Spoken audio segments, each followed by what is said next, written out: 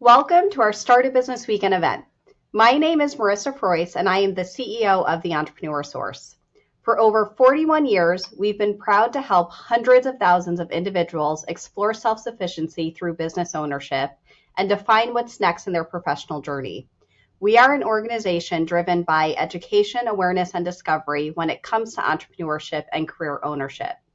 If you've ever felt that entrepreneurial itch and wanted to understand the possibilities available to you, you're in the right place. Today's event is designed to educate you on those opportunities and give you the chance to engage live with one of our incredible career ownership coaches. At the end of today's keynote, I'll share a few pointers on how to best navigate our platform and make the most of your experience. But for now, sit back, relax, and enjoy today's session as I hand it over to our head of brand ideology and co-presenter for today's session, Tamara Loring.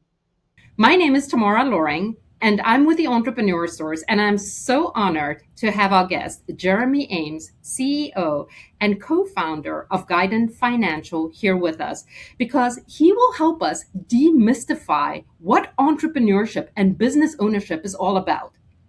Many people won't even dare to dream about self-sufficiency because it seems so lofty and it seems so unachievable.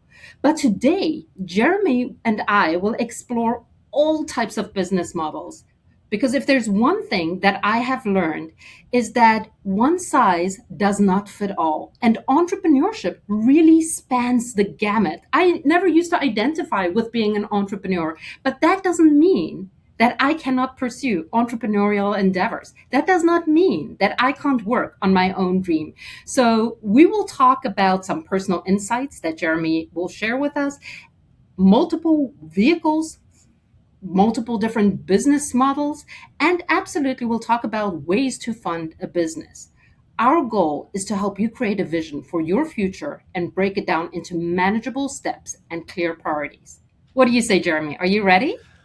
I'm super happy to be here, and I'm glad you set the bar real low tomorrow. All we have to do is just solve all the world's problems when it relates to people achieving their dreams. So let's go. Let's go. Well, one of the things that really intrigued me about your background and your origin story is your insights into your entrepreneurial journey. So I would love for you to share a little bit more about that with us. Okay. Well, I went to college thinking I was going to be a teacher, and I got to my student teaching, and I thought to myself, I am miserable. I do not want to do this. And so instead of continuing to rack up debt, I actually quit college. And I ended up in the restaurant industry. And I did that for a number of years, got a chance to travel around the country, opening and managing restaurants. And eventually that led me back to my home state of Washington. And there was a real pivotal moment for me. And I'm going to bring this up because I think this may be relevant for some people who maybe are in a corporate job and feeling like it's not quite clicking. I had been in this new job for 3 months and I was killing it. I was there 60 hours a week. I had rebuilt the whole merch program for this company. I had taken our worst performing evening and turned it into the busiest night of the week with some promos that I had put together. And I was sort of on cloud nine about how things were going. And the assistant general manager pulls me aside one day and says, Jeremy, we need to talk. And I am thinking, Tamara, it's about time someone acknowledges me for all these awesome things I'm doing. And she sits me down at this table and she just starts laying into me. And her whole message was, Jeremy, it feels like everything you're doing is trying to put down and make all the other managers look bad, including me. And I'm just sitting here dumbfounded, tears coming down my face, like, what is happening? And I remember being in shock for a couple of days. And ultimately, I came in a couple days later and put in my 2 weeks notice. And I've never worked in a restaurant since, but I had to figure out what was I going to do now, right? I'd already sort of bailed on the education thing. I had bailed on this career I had been building in the restaurant industry. And so I went and decided to get my real estate license. And ultimately that didn't end up being the career that I landed in. But what it did is it gave me a connection point where I started to meet some actual entrepreneurs. Now, before that point in time for me, I'd never known any business owners. I didn't have any in my family. I didn't have any in my personal network. But when I got into this industry, I started to meet some people who had started their own companies. And it wasn't long before I had this idea of something that I wanted to pursue. And I felt inspired by what some of these other people had done. And that led to the first company I set up, which I wouldn't say as a failure because it was around for 12 years and we ended up merging it into a well-known franchise brand and ultimately selling it. But I would tell you, it never did anything magical from a financial standpoint. What it did was open the door for me to business ownership. It is ultimately what led to all the other things that I've been able to do since. And the reason I'll bring up a couple of those things is because I think it's relevant to the conversation. So since that moment in time, and that was, 24 years ago, I've had the chance to co-found 6 companies. My wife and I have been franchisees of 3 different brands. We've had a chance to do a couple of different business acquisitions. And so I bring that up not to brag, because not all of those actually went particularly well. Some of them were bombs and some of them did great. But what has been true is that I've walked all the paths.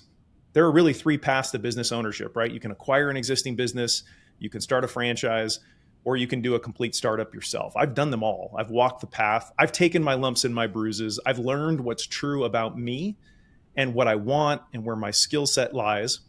And in addition to that, one of my companies that you mentioned, Guidant Financial, it's been around for about 21 years. We have helped 35,000 people become business owners. So not only have I done it myself, but I've had a chance to be a sort of front row observer to lots of other people, especially people who are at sort of the midpoint of their career, thinking about what might be next, and all the struggles they go through to try and figure out what that thing is that they want to do that's next and how they sort of connect the dots. Oh my gosh, so much there, Jeremy. And thank you for sharing that origin story, right? Because I think sometimes people self-select out thinking that the title entrepreneur is reserved just for, a select few, the visionary maverick that's always known what they wanted to do and they were going to change and conquer the world. And what I'm hearing is every step of the way, you knew your potential. You didn't quite know where you wanted to go, but you weren't afraid to at least try different things. And you probably learned as much from the things that didn't work as you did from the things that worked, right? Whether that was that experience with that manager where you thought they're going to bring you in and praise you because you just saved the day and you just, really did something amazing for the organization, only to realize that you were too good, right? And you were a threat to other people, right down to some of the pros and cons of some of the business formats that you spoke about. So I don't want to call you an accidental entrepreneur, but it feels like the experience right before the one you had prep you for the next step. So there are definitely some pros and cons. And I would like for you to dig a little bit deeper about starting a business from scratch versus, you mentioned franchise businesses. I imagine many people listening to our session today may have some misperceptions or conceptions of what a franchise is and isn't, to, maybe investing in a pre-existing business. So why don't you break that down for us? Well, first of all, Tamara, one thing I want to point out from what you said is that I can almost guarantee you 95% of the people that are on this call right now have more skills, network, and resources than I had when I started my first 2 businesses. So, there's lots of stories we tell ourselves and can justify about what's getting in the way of us pursuing our dreams. But I promise you all are probably way more accomplished and way smarter and know a lot more people and a lot more things than I did. I will give just a little bit of context when I think about the 3 different business models and what I've learned about the sort of pros and cons of them. And I'm going to start with startups because that's where I actually started, was with a startup. And the pros of a startup are that you have complete freedom to create whatever it is you want from scratch. And there's real fun in that if you're somebody who's creative, maybe a little bit of a rebel, you don't necessarily want people telling you what to do. That can be really fun and really energizing. The con with a startup is of all the 3 models that are there, it is by far the riskiest because you're starting something without a proven customer, without a proven product, and you've got to build it all from scratch. And that can be a really big challenge for people in the early stages because you kind of have to be everything. You have to be 12 different people. You've got to be the expert in your company on a bunch of things you probably don't have any business being the expert in, but that's the nature of getting started in a startup. But the other benefit of a startup is that you can do it with very little cash. In fact, my first company, we started with about $3,000 put on credit cards, right? So you have a lot of freedom from that realm. Business acquisitions is one that has been getting a lot of attention lately, right? And it's because one of the biggest pros of a business acquisition is that it is probably the least risky of all of the paths to business ownership. And it's because you're walking into not just a proven client base, but a proven model, financial system that you can measure that's already been out there and producing. The biggest con of that is that you're going to pay a premium for that certainty, right? So if you're walking into an existing business, that's going to be the most expensive option. So if you're somebody who has access to resources, you have the ability potentially to go out there and get a loan, that might be a really good option, especially if you're the kind of person who maybe you don't want to start something from scratch, but you really like the idea of taking something that already exists and sort of tweaking it and modifying it and making it a little bit better.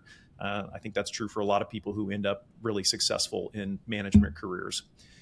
And then franchise is the other option that I think a lot of people overlook. And it's an interesting sort of hybrid between the two, because it has a little more risk than what you would see in buying an existing business, because typically with a franchise, you're actually building the unit up from scratch, right? You're building a new location, you're hiring employees for the first time.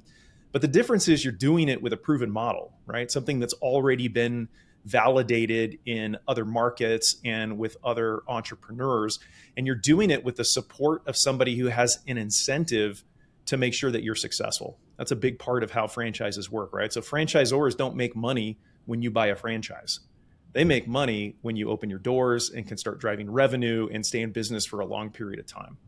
And so that alignment is a little different than what you might see in a business acquisition, where you have a seller who maybe is trying to sell you the business and just get out, as opposed to a franchisor who's really a partner for you along the way. And, you know, the one thing I'll point out as a pro that I see and have lived from being in franchise models before, I think the biggest overlooked benefit of franchises is the other network of franchisees. Because I will tell you, you're going to learn more from peers who are operating businesses than anyone else as a business owner. And the advantage of being in a franchise concept is now you have access to a bunch of people who not only are smart and capable in operating businesses, but they're operating businesses that are so closely aligned to what you do that there's a massive amount you can learn from them about things they're trying that are working and not working. You know, you can go find the five most successful people in a particular brand and pick their brain about what they do to drive clients and hire employees. And that's much harder to do in just a typical business, to find somebody who has that sort of industry expertise that you can really lean on. Yeah, the interesting thing, and thank you, for taking us through all the different kind of models, right? From, being the one who has to ideate it, bootstrap it and start it from scratch, to plugging in and into an existing model, to franchising. I mean, if you're listening to the session right now, one of the things I would say, be careful about the stories that you're telling yourself, and maybe some of the beliefs you have about each and every single vehicle, right? There are pros and cons to startups. Yes, Jeremy spoke about the fact that many of them, may be high risk, but it depends. Right? Plugging into an existing model. Again, pros and cons there. And franchising, absolutely. I remember myself coming from the hospitality industry. I thought I knew what franchising was, and I didn't want to have any part to do with it, because I thought it was all about fast food and French fries. It wasn't until I realized that franchising is just a method of doing business whereby you get to plug into an already proven system. And you're absolutely right, Jeremy, right? It's not just being in business for yourself, but not by yourself. It's that community that you get to plug into also. So it really depends on your appetite. It depends on your experience, and it depends on the life that you're looking to create, to really look at all of these business models and look at the pros and cons of every single one of them, to really figure out where you're at in life and what's going to work best for you and your family right now. I know another thing that I hear a lot, Jeremy, is when people say, like, well, business ownership or entrepreneurship is not for me because I do not have the funds. I don't have deep pockets. So therefore, I just have to work for somebody else. What do you say to that? Usually I ask them, well, what have you looked into so far? Because in my experience, most people haven't done any of the work to actually figure out. They just assume that in order to start a business, they have to have $500,000 in cash sitting in their checking account doing nothing. And I don't know how many people have that, but not very many.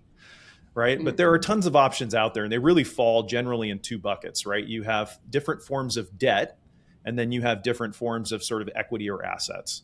Now, those names may sound confusing, but when we think about debt, a common one that people think about is SBA financing. And the reason is because SBA financing is a really common way that people buy small businesses. The government has built this program that makes it much more likely that bank lenders will lend you money for these small business transactions, right? So that can be a really good fit for people. But there are other borrowing options out there that people may not even know about. Most people don't know that if you have a whole life insurance policy, there's ways to borrow against that whole life insurance policy that you can also structure as a write-off for the business. Same thing is true if you have some portfolio of stocks, right, that you don't want to sell because you may get hit with a bunch of tax implications of it. But there's equipment financing in certain types of businesses. I mean, this is where it really gets into some business specific stuff when you think about where are lenders willing to put dollars in place because there's some underlying basis to secure that money.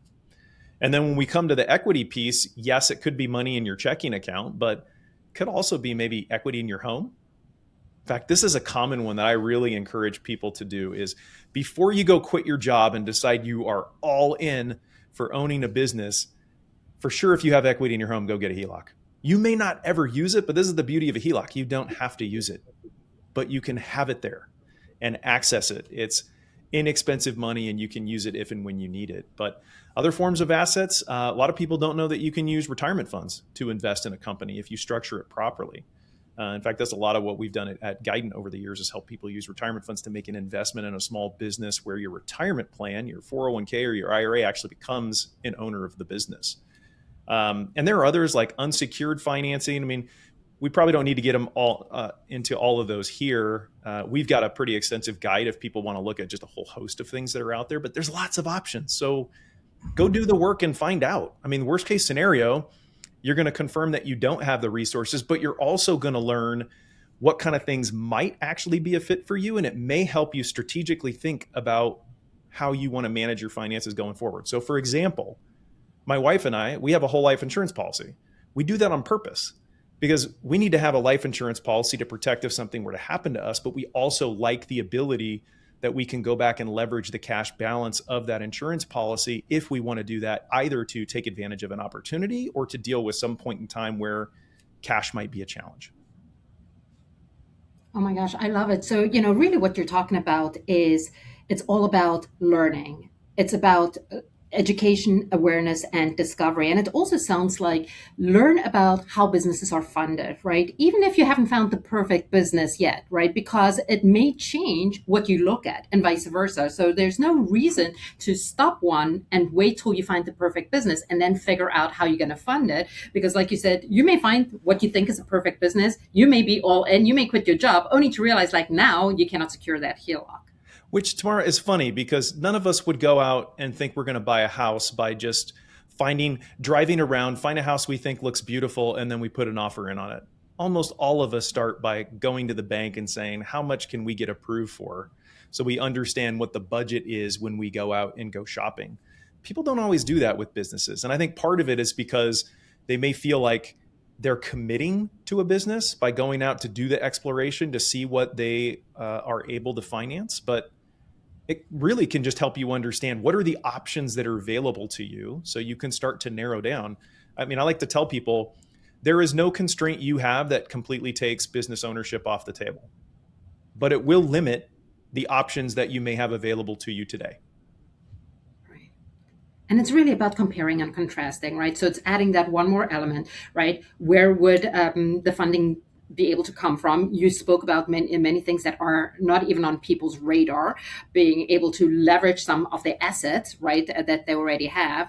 And then learning about the different types of business models that really would have the potential to help people create this life that they're looking for as it relates to the income, the lifestyle, and longer term wealth and equity. And I think one of the things people tell themselves often too is, I don't know whether business ownership is right for me or not because I don't have any experience being an entrepreneur or being a business owner. I think your story was very compelling because you said several things. One, you didn't start off thinking you were going to be a business owner. Secondly, you also didn't have any experience. And thirdly, you said, we probably are better educated in some ways as it relates to what business opportunities are available, or maybe even better prepared. So I would love for you to maybe bring it home and talk about, some of those things that I touched.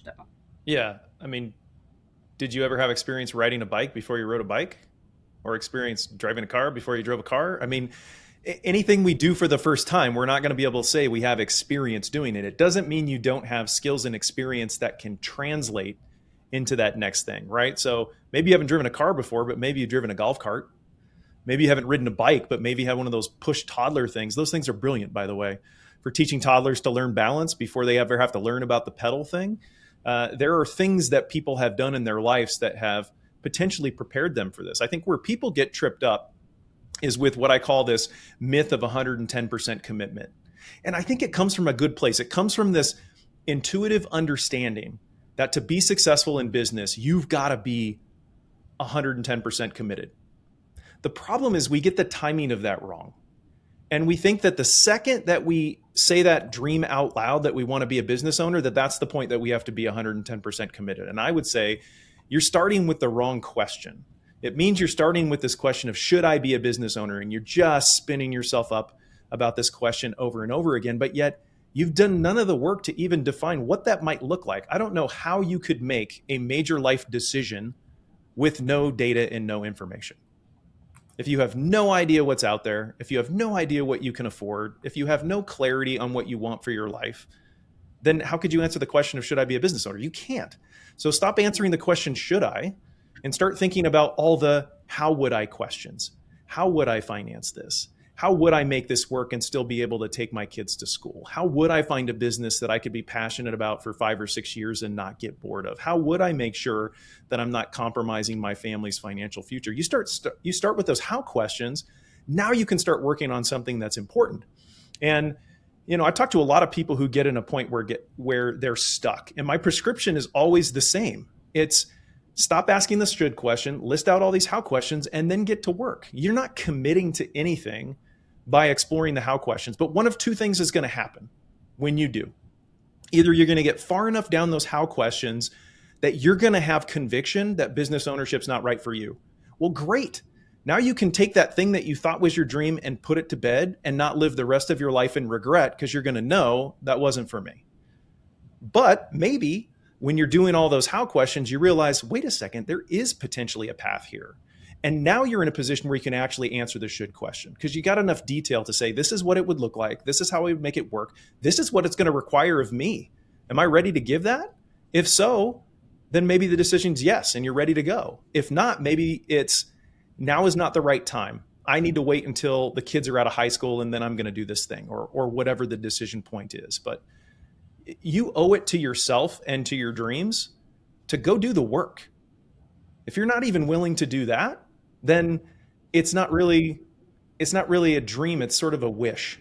And I would just say all of us have the same dreams and same desires. What separates the people who are successful from the people who are not successful is that the successful people actually do work on figuring those things out. So compelling, which leads me to the final question I have for you, Jeremy. Is there anything you wish you would have known about entrepreneurship before exploring it?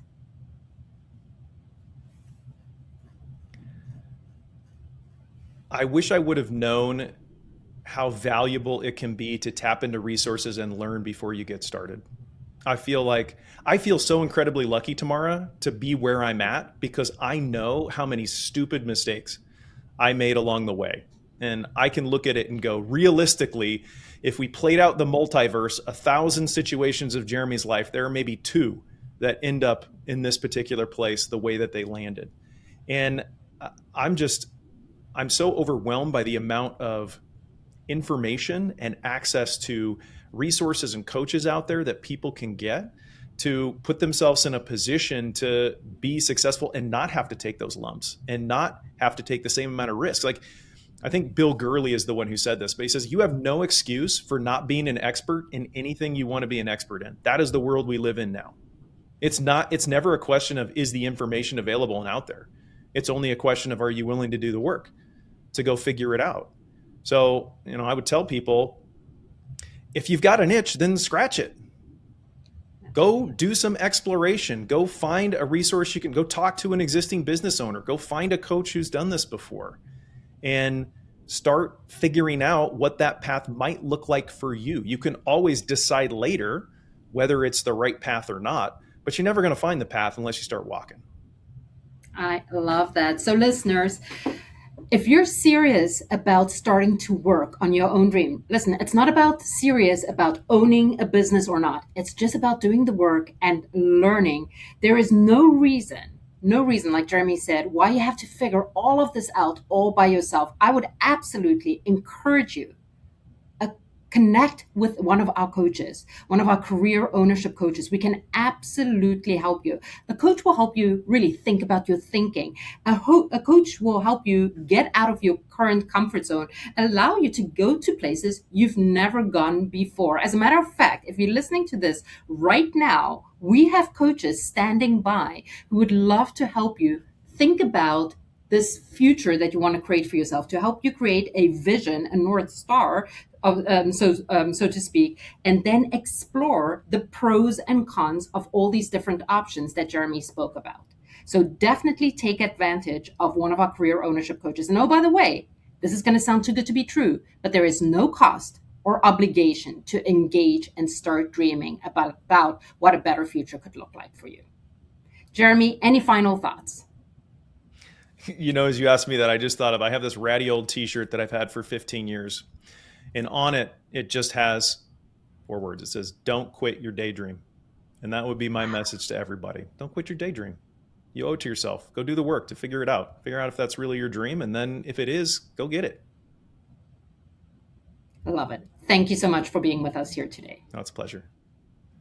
Thank you for spending your time with us today and for being part of our Start a Business Weekend event. We hope this session provided clarity, inspiration, and a deeper understanding of what's truly possible through business ownership. If something you heard today sparked curiosity or even a new sense of direction, I encourage you to invest a little more time connecting with one of our coaches. There is never a cost for our coaching. The only thing we ask is a bit of your time and to keep an open mind. Our networking lounge will remain open for the next 90 minutes. Here's how to navigate the event platform. You'll see a menu bar on the left-hand side of your screen.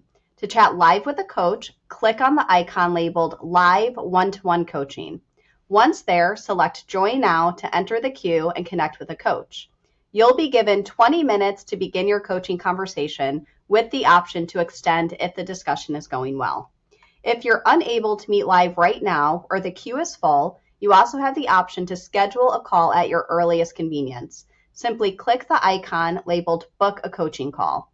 You'll see a list of our coaches participating in today's event, and all you have to do is select a coach's page, scroll down, and choose the option to schedule a call. This will take you directly to their scheduling link. Thank you again for being here, for investing in yourself, and for taking the step toward building a future with greater clarity. We wish you the very best as you explore your career 2.0.